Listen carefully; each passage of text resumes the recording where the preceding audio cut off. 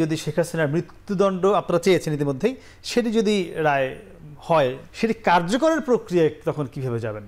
সেটা পলাতক। তো আমি মনে করি যে ইন্ডিয়া একজন কনভিক্টেড অ্যাকিউজডকে এক্সট্রাডিশন ট্রিটি অনুযায়ী বাংলাদেশে ফেরত দিয়ে তার বন্ধুত্বের প্রমাণ দিবেন।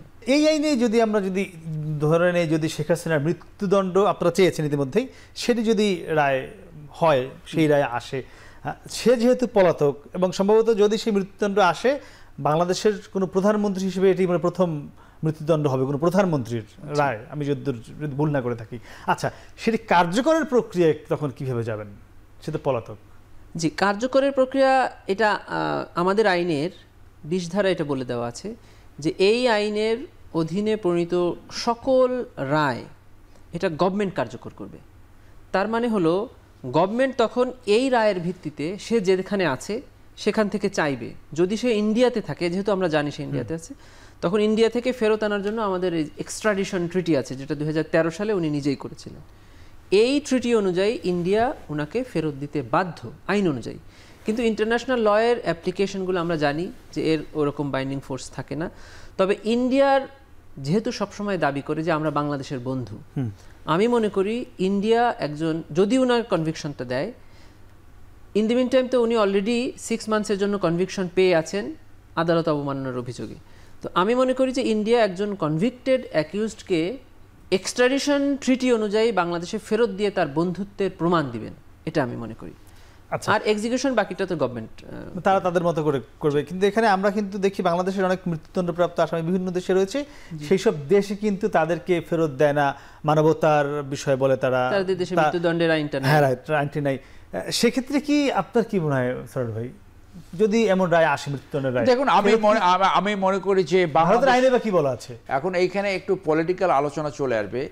যে অবস্থায় বাংলাদেশ গত 15 বছর পরিচালিত হয়েছে, এটা ইন্ডিয়া চেয়েছিল এটা একটা পাপেট রাষ্ট্র হিসেবে পরিচালনা করেছে এবং বাংলাদেশের স্বাধীনতা সার্বভৌমত্ব ভুলণ্ঠিত করার জন্য একটা হামিদ কারজাই টাইপ একটা সরকার প্রতিষ্ঠা করেছিল। সো তারা তাদের যে পাপেট সরকার এবং পাপেট সরকারের যে সাঙ্গপাঙ্গ, তাদেরকে সব ইন্ডিয়া নিয়ে গেছে, দেখেন সব ইন্ডিয়া পালিয়েছে। সো এরকম কি এটা কল্পনা করা যায় যে ইন্ডিয়ার 10 জন জেনারেল বাংলাদেশে পালাই আছে, তখন কি করতো? সো আমাদের কাছে মনে হয় যেন ব্যাপারটা অনেক ইজি। সো এই যে রাষ্ট্রবিরোধী কর্মকাণ্ডে তারা জড়িত ছিল এবং তারা বাংলাদেশের জনস্বার্থ এবং দেশের স্বার্থ ভুলণ্ঠিত করেছে, সেইটার বড় প্রমাণ। এবং ইন্ডিয়া যেটা বলছে যে ইন্ডিয়া ওই বন্ধুত্বের প্রমাণ কি কখনো দেবে?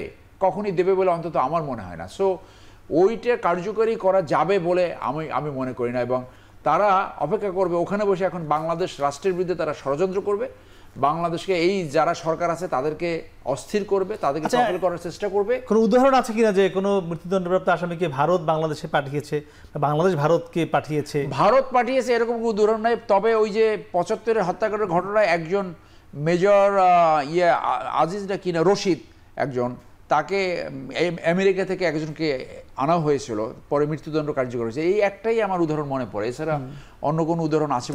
কোনো উদাহরণ আছে এর বাইরে? না, মৃত্যুদণ্ড প্রাপ্ত না, কিন্তু এমনি আসামিদের হস্তান্তর মনে হয় হয়েছে যতটুকু আমার। আর একজন ওই যে নারায়ণগঞ্জে 7 মার্ডারে যে একজন ছিল, ওই যেটা কাউন্সিলর নাকি, তাকে এক্সট্রাডিট করা হয়েছিল। এই উদাহরণটা আমাদের সামনে আছে, নারায়ণগঞ্জের ঘটনা হয়েছিল। আচ্ছা, একটু জানতে চাইতাম ভাই আরেকটি ছোট্ট বিষয়, যিনি রাজসাক্ষী তার বিরুদ্ধে একই অভিযোগ, শেখ হাসিনার বিরুদ্ধে যে অভিযোগ, কিংবা আসাদুজ্জামান খান কামাল, অন্যান্য অনেক, বা আরও যা সাবেক আইজিপি আরও রয়েছে, তার কি সাজা কম হবে কিনা রাজসাক্ষীর কারণে, বা মৌকুফ হবে কিনা পুরোপুরি, মানে এটি কি আছে আইনে?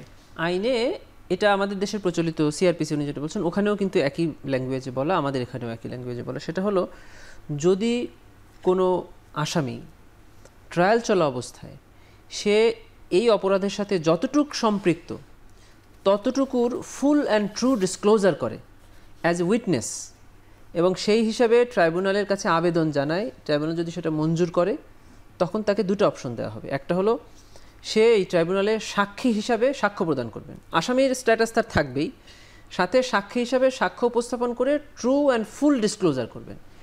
তার এই বক্তব্য যদি ট্রাইব্যুনালের কাছে ট্রু অ্যান্ড ফুল ডিসক্লোজার মনে হয়, তখন সে এই ট্রায়ালের শেষ দিন পর্যন্ত ট্রাইব্যুনালে আটক থাকবেন। এরপরে সে ক্ষমা চাইলে ট্রাইব্যুনাল চাইলে তাকে ক্ষমা করতে পারেন। ল্যাঙ্গুয়েজটা হলো এরকম, ট্রাইব্যুনালের সেই এখতিয়ার আছে, চাইলে ফুল ক্ষমা করে দিতে পারেন, অথবা আংশিক ক্ষমা করতে পারেন। আমাদের দেশে এই ধরনের প্র্যাকটিসটা খুবই কম। কারণ হলো যে কোনো একজন আসামি যদি তার দোষ স্বীকার করে তাহলে প্রসিকিউশনের কেস ধরেন 50% প্রমাণ হয়ে গেল, যে প্রসিকিউশন যা অভিযোগ এনেছে সেটা প্রমাণ হয়ে গেল, বাকিটুক ওনার বক্তব্যে আসে। এটা আমরা এরশাদ শিকদারের মামলায় মনে হয় দেখেছি যে একজন এরকম রাজসাক্ষী হয়েছিলেন, অ্যাপ্রুভার হয়েছিলেন, তাকে ট্রাইব্যুনাল ফুল ক্ষমা করে দিয়েছে। তবে একটু জানতে চাই, গণঅভ্যুত্থানের আকাঙ্ক্ষার যে ছাত্র জনতা আমরা বলে থাকি, তাদের বড় একটি, বিশেষ করে যে আহত আছে বা শহীদ পরিবারগুলো রয়েছে, তারা বিচারটা খুব দ্রুত চায় তারা, এবং তারা খুব নানানভাবে মানববন্ধন বিক্ষোভ করছে আপনাদের বিরুদ্ধে যে আপনারা বিচারটা ধীর গতিতে হচ্ছে, তারা এখন পর্যন্ত কোনো রায় পায়নি। ধারণা করা হচ্ছে ডিসেম্বরের দিকে হয়তো বাংলাদেশের আগামী নির্বাচনের তফসিল হতে পারে। এখন পর্যন্ত ইউনূস সরকার সেভাবেই এগোচ্ছেন আমরা যদ্দূর দেখছি। তফসিলের আগে কি কোনো রায় আসছে?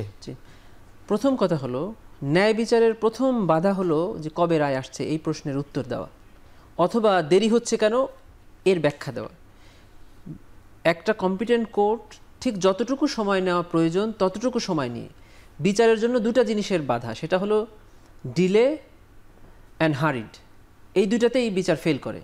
বিচার যদি ডিলে হয় তাহলে বিচার ডিফিট হয়ে যায়, আর যদি হারিড হয় তাহলে ন্যায় বিচার ভারিড হয়ে যায়। এজন্য আমরা দেখছি না কবে তফসিল, কবে নির্বাচন শেষ, কবে কার সরকার। আমরা যেটা করেছি সেটা হলো এই যে সাধারণ যারা আপনারা না দেখলে রাজনৈতিক দলগুলো কিন্তু অনেকেই বলছে যে আগে বিচার পরে নির্বাচন, দেখেন কিন্তু রিলেটেড। দেখেন আমরা কি করেছি সেটা হলো এই যে শহীদ এবং আহতদের অভিযোগ আমরা পেয়েছি, সকলের অভিযোগে প্রধান আসামি যারা আছেন, যাদের বিচার করলে সবার বিচারের একটা অংশ হলেও বিচার হয়ে যাবে, জি, সেই প্রধান যারা এই মাস্টার মাইন্ড এই ঘটনার, তাদেরকে আমরা টপ প্রায়োরিটি এনেছি। এবং সাবেক প্রধানমন্ত্রী শেখ হাসিনা সহ এই কয়েকজনের মামলার প্রসিকিউশনের আর্গুমেন্ট শেষ, ডিফেন্সের আর্গুমেন্ট আজকে দ্বিতীয় দিনে শেষ হলো, এখন প্রসিকিউশনের রিবাটেল, তারপরে রায়ের তারিখ ঘোষণা। এবং আরও 5টি মামলা যেখানে রায়ের তারিখের ঘোষণার আগে কতদিন লাগতে পারে? আমরা মনে করছি সর্বোচ্চ আর একটা ওয়ার্কিং ডে লাগবে আমাদের। এরপরে আপনারা রায়ের তারিখ ঘোষণা করতে পারবেন। হ্যাঁ, ট্রাইব্যুনাল রায়ের তারিখ ঘোষণা করবেন, অথবা যেটা আমাদের প্র্যাকটিস আগে ছিল সেটা হলো সিএভি, মানে রায়ের জন্য মামলাটাকে অপেক্ষমান রাখবেন, তারপরে কোর্ট রায় প্রস্তুত করে রায় ঘোষণা করবেন, এভাবে রাখা হয়। রায়ের তারিখ ঘোষণার পর কতদিন লাগে? এর আগে আমরা দেখেছি যে 15 দিন থেকে 1 মাস বা 1.5 মাস সময় নিয়েছে ট্রাইব্যুনাল রায় ঘোষণার জন্য। এর আগের প্র্যাকটিস, কারণ এই মামলার তো এখনো কোনো রায় হয়নি। আর প্রায় 10টি মামলার ফরমাল চার্জ দেওয়া হয়েছে এবং 65 জনের বিচার একদম শেষ পর্যায়ে আছে। জি।